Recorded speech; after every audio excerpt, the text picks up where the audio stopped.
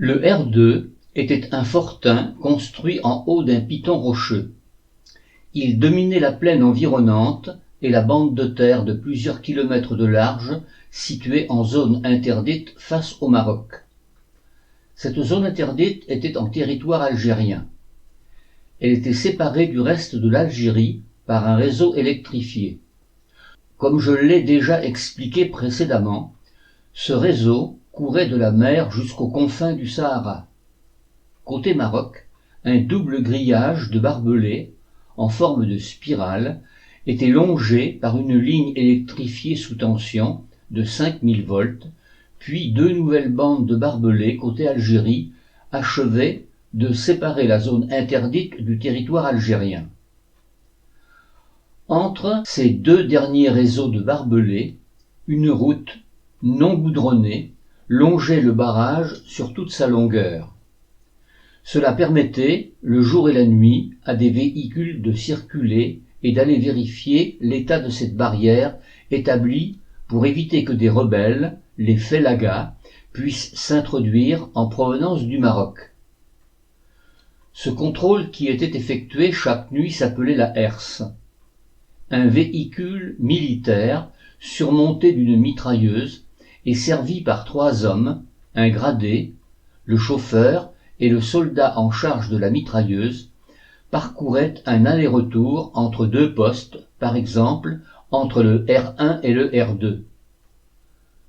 D'autres véhicules identiques parcouraient chacun un autre secteur. Ainsi, chaque nuit, la surveillance du réseau était très régulièrement assurée.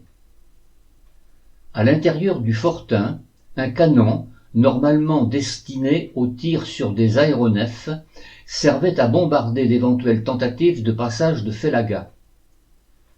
Afin de repérer ces intrusions, un radar chaque nuit balayait la zone interdite. Quand un écho était repéré, des obus étaient tirés par le canon.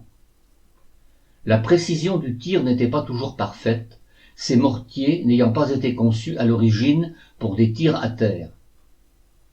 Les échos reçus par les radars pouvaient être dus au déplacement de sangliers ou de gazelles. Rien ne permettait de les différencier du déplacement de groupes de rebelles. Au petit matin, lorsqu'un tir avait été effectué au cours de la nuit, une patrouille pénétrait en zone interdite et allait vérifier le résultat de l'intervention. C'est de là que plus tard, lorsque j'aurais remplacé le maréchal des logis Cahuzac, j'allais recevoir les comptes rendus des tirs de la nuit de chacun des postes. Je devrais ensuite établir les cartes, noter le résultat des tirs et les adresser au service de l'état-major situé à Tlemcen. Il y avait des tirs presque chaque nuit en un des points répartis sur les 1200 km du barrage. Le lieutenant en charge de notre formation était un jeune militaire de carrière, récemment sorti de son école. Il était sympathique et le stage sous sa direction se déroula dans de bonnes conditions. Il était aidé dans sa tâche par un maréchal des logis engagé volontaire. Ce dernier devait nous initier au fonctionnement du canon anti-aérien. Le lieutenant s'était réservé toute l'instruction à la lecture des cartes et à leur exploitation sur le terrain. Un capitaine vint également nous encadrer lors d'un crapahut en zone interdite. La vie en poste était déprimante. C'est là que je vis les premiers effets de la solitude qui affectait le personnel militaire basé de longs mois dans ces conditions. Nombreux étaient les appelés qui faisaient une consommation abusive de bière pour tromper leur ennui. Les bières algériennes, les pils, avaient un fort taux d'alcool et beaucoup finissaient par devenir dépendants. J'ai assisté au cours de mon court séjour dans ce poste à un départ à la quille.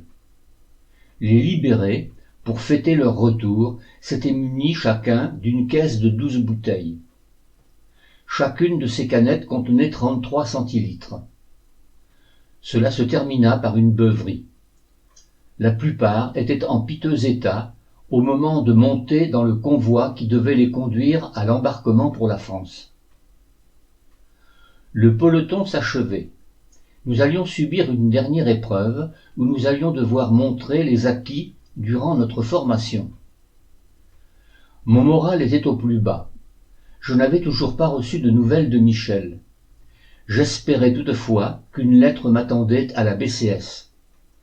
Je n'y croyais pas trop, car elle aurait dû me parvenir, même si le vaguemestre ne desservait le poste qu'une fois par semaine. Dans l'état d'esprit où j'étais, je fis tout de travers ce jour-là. Même le lieutenant ne comprenait pas.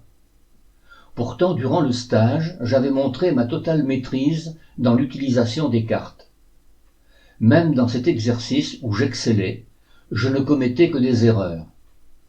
Il me jeta un regard interrogateur. Il ne comprenait pas mon comportement. Nous avions sympathisé au cours du stage, et je voyais que mon manque de réussite et d'implication le chagrinait. L'examen achevé, nous n'avions plus qu'à attendre les résultats. Je ne me faisais pas d'illusions. J'étais sûr de ne pas être admis.